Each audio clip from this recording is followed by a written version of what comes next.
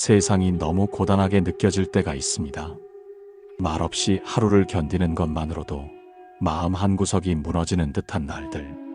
누구에게도 쉽게 내색할 수 없지만 그 무게는 점점 깊어만 가는 날들 말입니다. 여러분, 혹시 요즘 그런 날을 살고 계신가요? 만약 그렇다면 오늘 이 시간만큼은 조금 내려놓고 그 고요한 호흡 속에 머물러 보시기를 바랍니다. 부처님의 자비로운 가르침을 따라 함께 마음을 쉬어가는 여정을 떠나보겠습니다. 옛날 한 제자가 부처님을 찾아와 깊은 탄식을 쏟아냈습니다. 스승님, 저는 너무 힘이 듭니다. 삶이 고통스럽고 모든 것이 저를 짓누릅니다.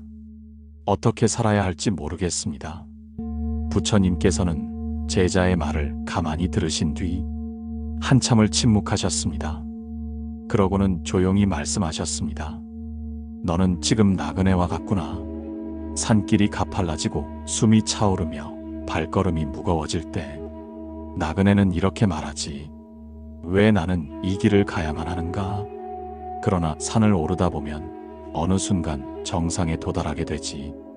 그리고 그곳에서 바라본 풍경은 자신이 걸어온 고통스러운 길조차도 아름답게 비추게 된단다. 그러니 묵묵히 걸어라. 지금은 이해할 수 없어도 그 길은 분명 너에게 깊은 의미를 가져다 줄 것이다. 이 말씀은 단순한 위로가 아닙니다. 삶에서 겪는 고통 그 자체가 하나의 길이며 우리가 걸어야 할 여정이라는 것을 말해주고 있습니다. 고통은 우리를 뒤흔들지만 동시에 깨어나게도 합니다. 삶이 흔들릴 때마다 우리는 부처님의 이 자비로운 비유를 떠올릴 수 있습니다. 힘겨운 순간도 결국은 우리를 더 깊은 이해와 연민으로 이끄는 계기가 될 수 있으니까요. 우리 삶에 그림자가 드리울 때 그것은 곧 빛이 존재하고 있다는 증거입니다. 부처님께서는 고통을 삶의 그림자라고 표현하셨습니다. 그림자는 언제 생기나요? 바로 빛이 있을 때입니다. 어쩌면 고통이 존재한다는 사실은 우리 삶에 이미 빛이 존재하고 있다는 뜻일지도 모릅니다. 이 얼마나 자비로운 관점입니까? 빛이 있는 곳에 그림자가 드리우고 그 그림자는 우리로 하여금 빛의 존재를 더욱 선명하게 깨닫게 해줍니다. 그렇기에 고통은 단순히 피해야 할 대상이 아니라 우리가 삶의 빛을 찾는 길잡이이자 깨달음의 문이기도 한 것입니다. 여러분, 혹시 지금 어떤 고통을 겪고 계신가요? 관계 속에서의 갈등일 수도 있고 예기치 못한 상실일 수도 있으며 막연한 불안이 이유 없이 마음을 짓누르는 순간일 수도 있습니다. 우리는 그 고통 속에서 종종 자신을 탓하고 세상을 원망하게 됩니다. 그러나 부처님께서는 우리에게 이렇게 말씀하십니다. 삶은 고통이다. 그러나 그 고통 속에서도 평화를 찾을 수 있다. 이 말씀은 고통을 부정하거나 억누르라는 뜻이 아닙니다. 오히려 고통을 있는 그대로 바라보고 그 안에 평화와 의미가 깃들 수 있음을 믿으라는 가르침입니다. 한 수행자가 있었습니다. 그는 삶이 너무나 힘들어 스승을 찾아가 이렇게 물었습니다. 삶이 왜 이리 괴롭기만 합니까? 고통은 언제 끝날까요? 부처님께서는 고요히 미소 지으시며 마른 잎이 흩날리는 나무를 가리키셨습니다. 저 나무를 보거라. 지금은 잎이 말라 떨어졌지만 계절이 바뀌면 다시 새 잎이 돋을 것이다. 고통도 그러하니라. 마치 바람이 스쳐가는 듯이 지나갈 것이고 그 지나간 자리에는 너의 성장이 남을 것이다. 이 일화는 우리에게 중요한 깨달음을 줍니다. 고통은 영원하지 않으며 지나간 자리엔 늘 새로움이 움트기 마련이라는 것입니다. 그러니 지금 우리가 겪고 있는 이 고통 또한 언젠가는 지나갈 것이며 그 안에서 배울 수 있는 무언가가 반드시 있을 것입니다. 부처님께서는 고통을 경고의 신호로 보셨습니다. 우리 몸이 아플 때 통증을 통해 이상을 알리듯이 마음도 고통을 통해 우리에게 무언가를 알려주고자 합니다. 그러니 그 고통은 단순한 벌이나 고장이 아니라 하나의 신호입니다. 우리는 그 신호를 통해 자신의 마음을 돌아보고 삶의 방향을 다시금 점검할 수 있습니다. 고통이 우리에게 말해주는 것을 들으려면 마음을 고요히 해야 합니다. 마치 잔잔한 물 위에 떨어지는 빗방울 소리를 들으려면 모든 소음을 멈춰야 하듯이 우리는 자신에게 질문을 던져야 합니다. 지금 내가 느끼는 이 고통은 무엇을 말하려 하는가? 그 질문은 이미 내면에서 변화가 시작되고 있다는 증거입니다. 그 작은 물음이 쌓이고 쌓여 결국 우리는 한 걸음 더 깊은 자신으로 나아가게 됩니다. 이제 여러분에게 조용히 묻고 싶습니다. 당신의 삶에서 가장 큰 고통은 무엇인가요? 그 고통은 지금 당신에게 무엇을 말하고 있나요? 그리고 그 고통 속에서 당신은 어떤 깨달음을 얻고자 하나요? 이 질문을 마음에 품고 오늘 이 여정을 함께 이어가 보시기를 바랍니다. 고통을 삶의 일부로 받아들이며 그 속에서 평화를 찾기 위한 다음 걸음을 향해 나아가겠습니다. 삶이 우리를 흔들고 마음이 그 중심을 잃을 때 우리는 종종 왜 나만 이렇게 아픈가요? 라는 물음을 던지게 됩니다. 그러나 부처님의 가르침에 따르면 고통은 나만 겪는 것이 아니라 삶을 살아가는 모든 존재가 함께 짊어진 짐입니다. 그 짐의 무게를 알기에 우리는 더 깊이 서로를 이해하고 함께 그 무게를 나눌 수 있습니다. 부처님께서는 말씀하셨습니다. 삶은 고통이다. 그러나 그 고통을 외면하지 말고 그 안에서 평화를 찾아라. 이 말씀은 곧 고통을 없애는 것이 아니라 고통과 함께 살아가는 지혜를 구하라는 뜻입니다. 그것은 마치 비 오는 날 억지로 비를 피하기보다는 그 비를 맞으며 걸어가는 법을 배우는 것과 같습니다. 우리의 인생에도 그런 우산 하나쯤은 필요합니다. 그 우산은 바로 자비로운 마음과 깨어있는 인식입니다. 여기서 부처님의 가르침 중 정견이라는 실천을 되새겨봅니다. 정견이란 삶을 있는 그대로 바라보는 올바른 시각입니다. 우리는 고통이 오면 그것을 부정하거나 회피하려는 습성을 가지고 있습니다. 하지만 정견은 그것을 피하지 않고 있는 그대로 직면하며 그 속에 담긴 진실을 바라보는 힘입니다. 한 수도승이 있었습니다.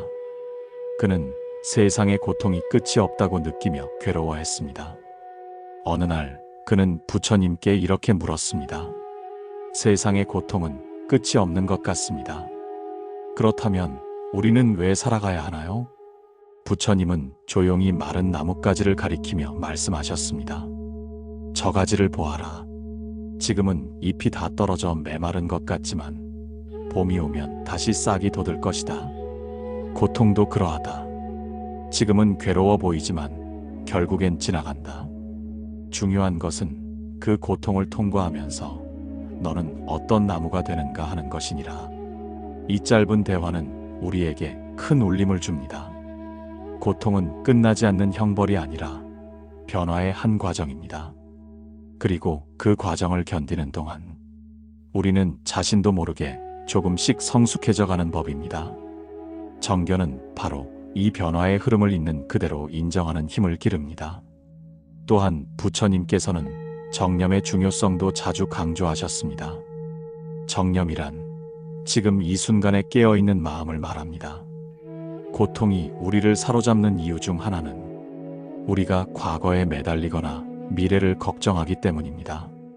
하지만 지금 이 순간에 온전히 머물러 있으면 고통은 생각보다 작아지고 마음은 평화로워집니다.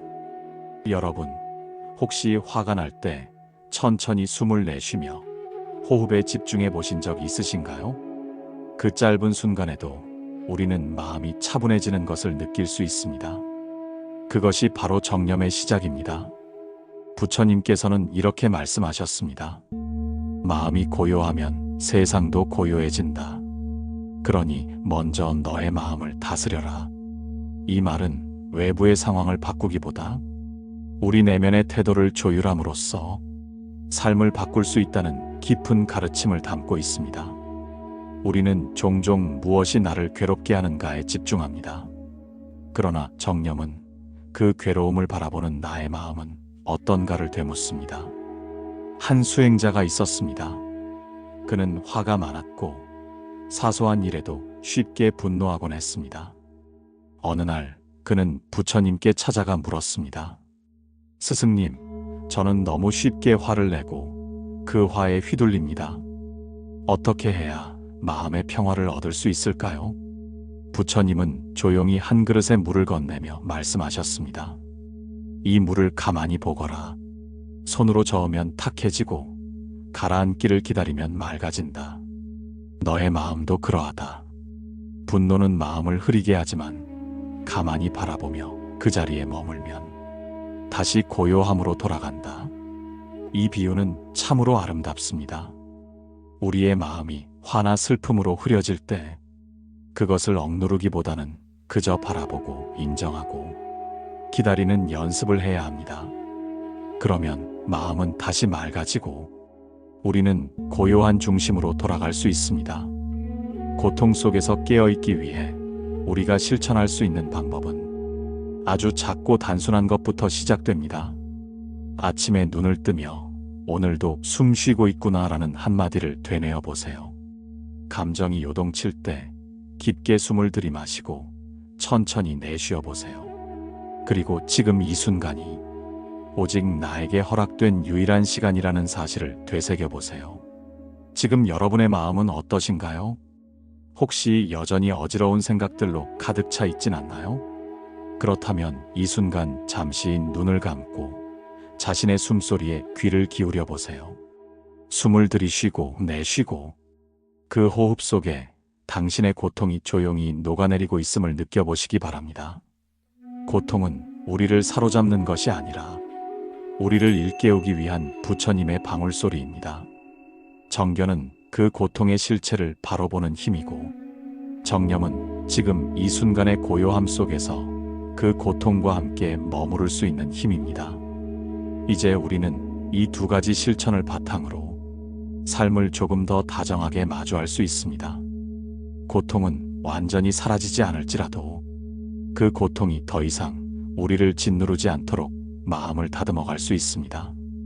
어느 추운 겨울날 한 수행자가 차가운 바람을 온몸으로 맞으며 말없이 앉아 있었습니다.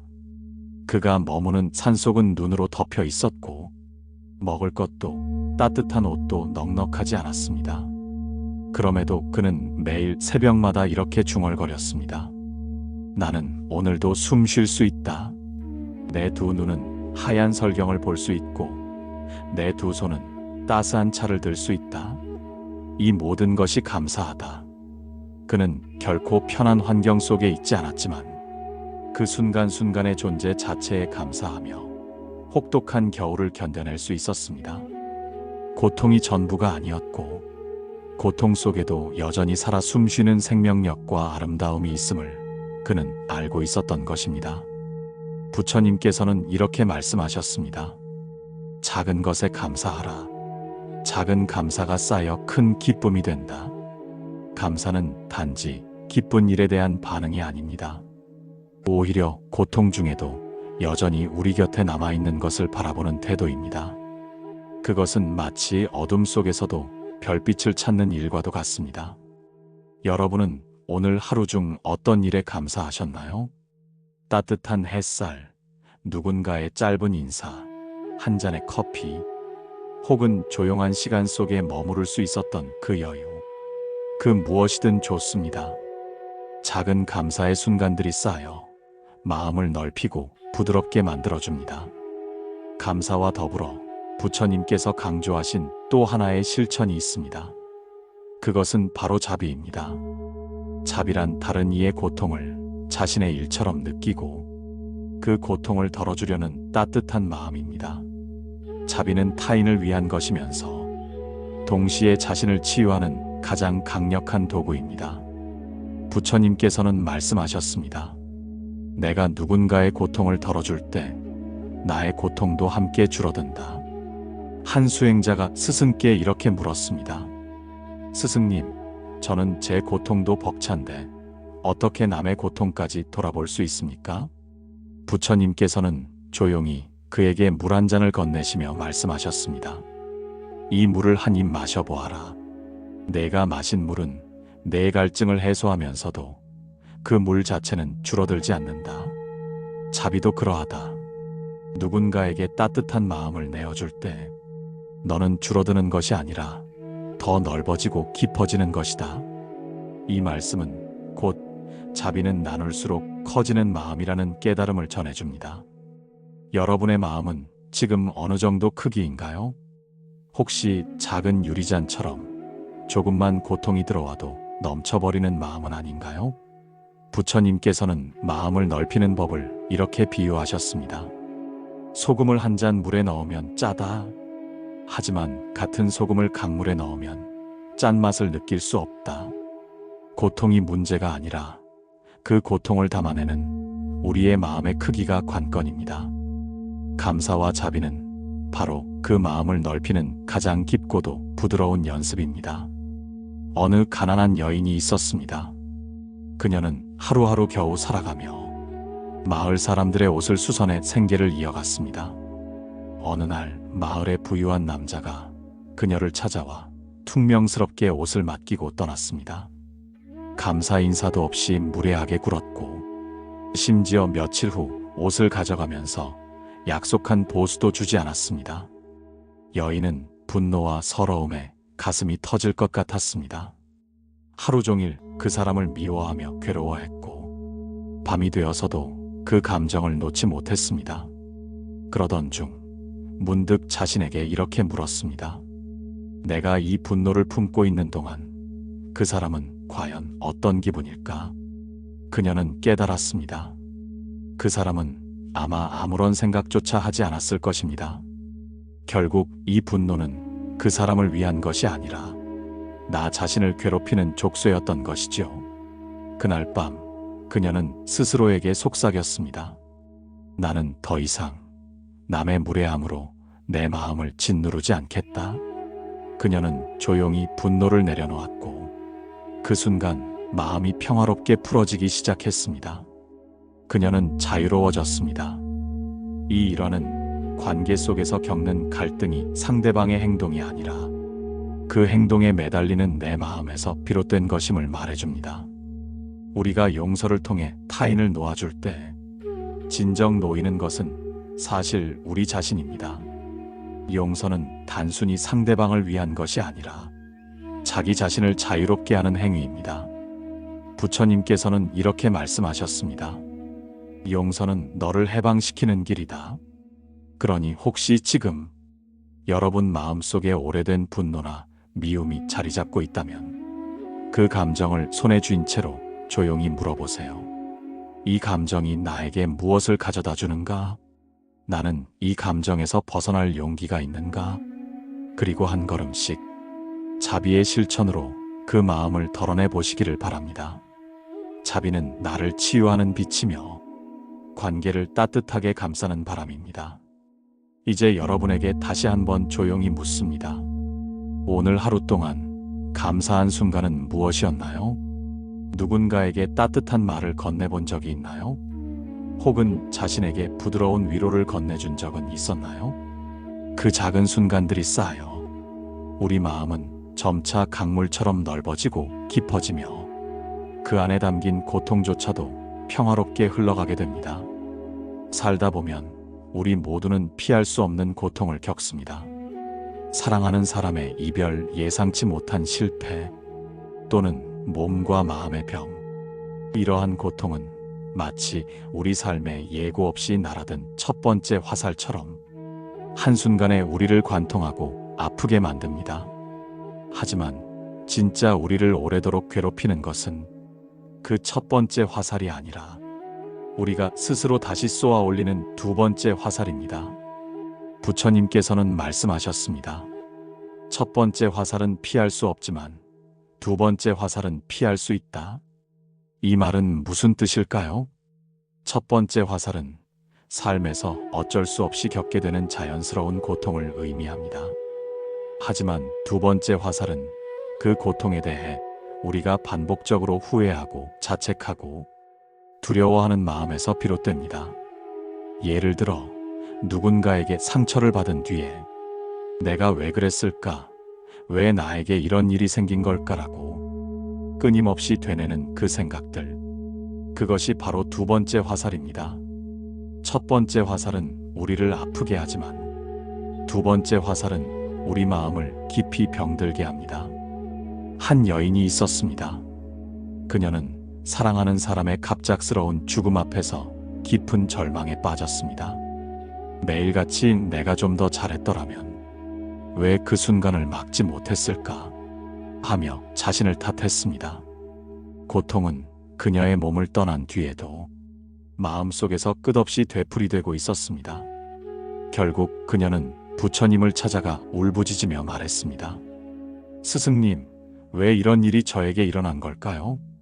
저는 정말 최선을 다했는데 왜 이렇게 아프기만 한가요? 부처님께서는 조용히 그녀의 손을 잡고 말씀하셨습니다. 그대는 마을로 가서 한 가지를 찾아오너라.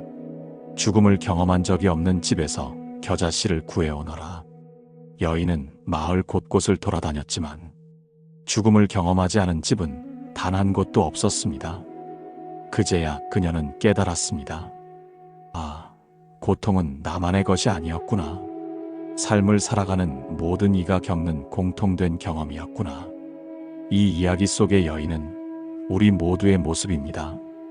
우리는 종종 삶의 고통 앞에서 그 고통을 더욱 심화시키는 자기 자책의 늪에 빠집니다.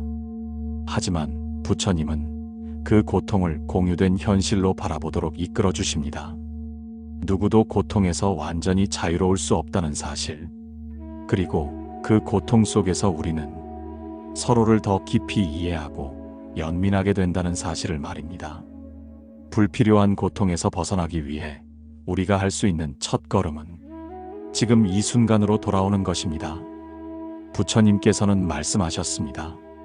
과거는 지나갔고 미래는 아직 오지 않았다. 오직 지금 이 순간만이 진짜 현실이다.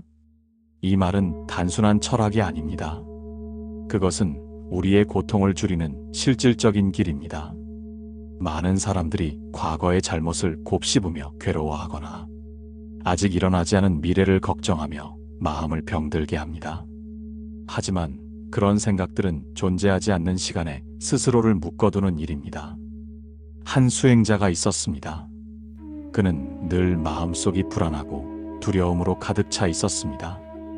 그는 명상을 통해 마음을 고요히 하고 싶었지만 생각이 자꾸 과거의 실수와 미래의 두려움으로 흐르곤 했습니다. 그러던 어느 날 그는 결심했습니다. 오늘 하루 단 한 번이라도 지금 이 순간에 온전히 머물러 보자. 그는 조용한 곳에 앉아 숨을 들이쉬고 내쉬는 데만 집중했습니다. 숨을 들이쉬며 나는 숨을 쉬고 있다. 숨을 내쉬며 나는 살아있다. 그렇게 단순한 호흡에 마음을 실었을 뿐인데 그는 그제서야 처음으로 고요함이라는 것을 느낄 수 있었습니다. 과거도 미래도 존재하지 않는 그 순간 그는 자신이 얼마나 많은 고통을 스스로 만들어내고 있었는지를 비로소 깨달았습니다. 여러분도 지금 이 순간 잠시 눈을 감고 자신에게 물어보세요. 지금 나를 괴롭히는 이 생각은 정말 필요한 것인가? 혹시 나는 이미 지나간 일에 스스로 화살을 쏘고 있지는 않은가? 그 화살을 내려놓는다면 나는 어떤 감정을 느낄 수 있을까? 이 질문들은 단순한 명상이 아닙니다. 그것은 스스로를 자비롭게 품어주는 마음의 연습입니다. 살다 보면 우리는 종종 고통을 이겨내야 할 대상처럼 여깁니다. 하지만 부처님께서는 그렇게 말씀하지 않으셨습니다. 고통은 이겨내는 것이 아니라 바라보며 지나가게 두는 것이라 하셨습니다. 고통은 물결처럼 찾아오고 다시 사라집니다. 우리는 그 흐름에 몸을 맡기며 지금 여기에서 나 자신을 이해하는 연습을 할 수 있습니다. 그리고 그 이해는 곧 자비로 이어지고 자비는 다시 우리를 더 깊은 평화로 인도합니다. 사람들은 종종 자유라는 말을 말합니다.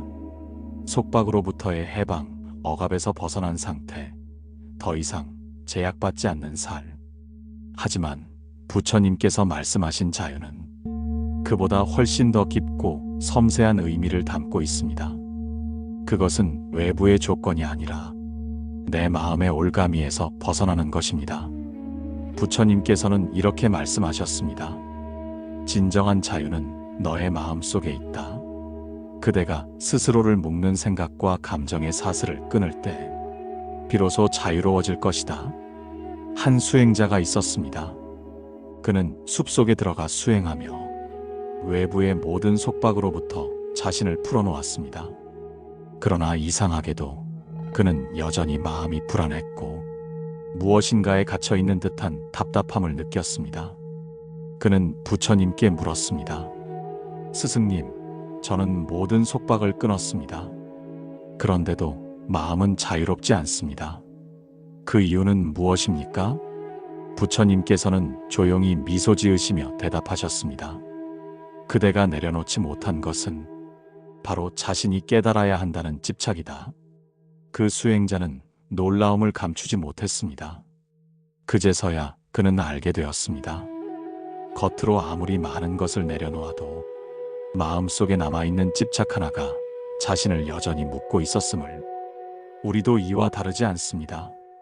내가 이만큼 했는데 왜 아직 힘든가? 왜 나는 행복하지 못한가라는 집착. 이 정도는 되어야 한다는 기대와 비교. 그리고 과거의 실수는 영원히 나를 따라올 것이라는 두려움. 이 모든 생각들이 우리를 감정의 감옥에 가두고 자유를 느끼지 못하게 합니다. 하지만 부처님께서 전해주신 자유는 마음을 넓히고 감정을 바라보고 지금 이 순간을 온전히 받아들이는 곳에서 시작됩니다. 여기 또 하나의 이야기를 들려드리겠습니다. 한 왕이 있었습니다. 그는 권력도 재물도 지혜도 가진 이였지만 늘 마음속에 허무함을 안고 살았습니다. 그는 부처님께 물었습니다. 저는 모든 것을 가졌지만 왜 이렇게 공허하고 외로운 것일까요? 부처님께서는 말씀하셨습니다.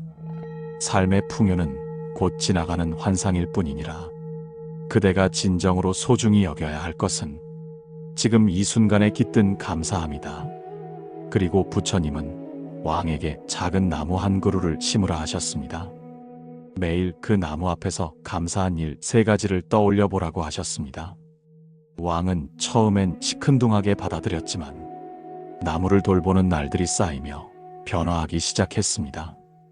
그는 점차 자신이 가진 것들의 소중함을 느끼기 시작했고 그것이 자신을 외롭게 했던 허무함을 서서히 치유해 주었습니다.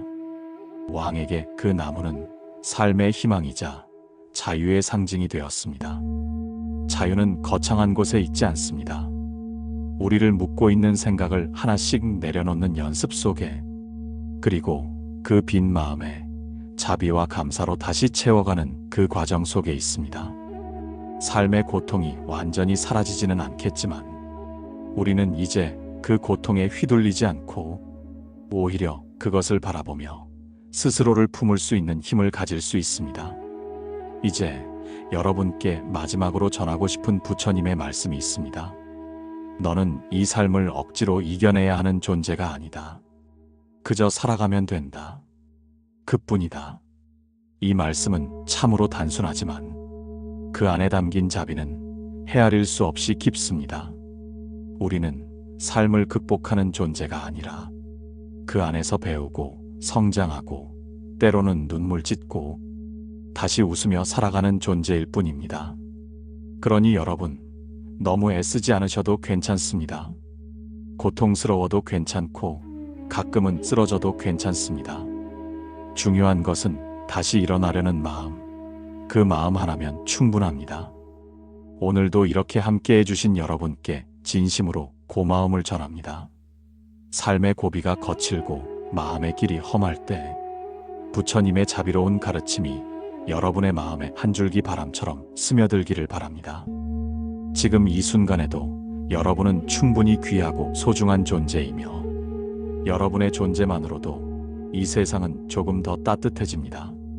그러니 자신을 다그치지 말고 자신에게도 자비로운 한 사람이 되어주세요. 어쩌면 우리가 찾고 있던 평화는 이미 오래전부터 우리 마음 가장 깊은 곳에 조용히 머물러 있었는지도 모릅니다. 부디 오늘 하루도 그 고요한 평화를 향해 한 걸음 다가가시기를 바랍니다. 여러분의 여정에 언제나 부처님의 지혜와 자비가 함께하기를 기원합니다. 이 이야기가 여러분 마음에 작은 위로가 되었다면 구독과 좋아요 버튼을 눌러 이 자비로운 목소리가 더 멀리 닿을 수 있도록 함께해 주세요. 또한 댓글로 여러분의 생각과 감상을 나눠주신다면 그 나눔이 또 다른 이에게도 깊은 울림이 될 것입니다. 감사합니다.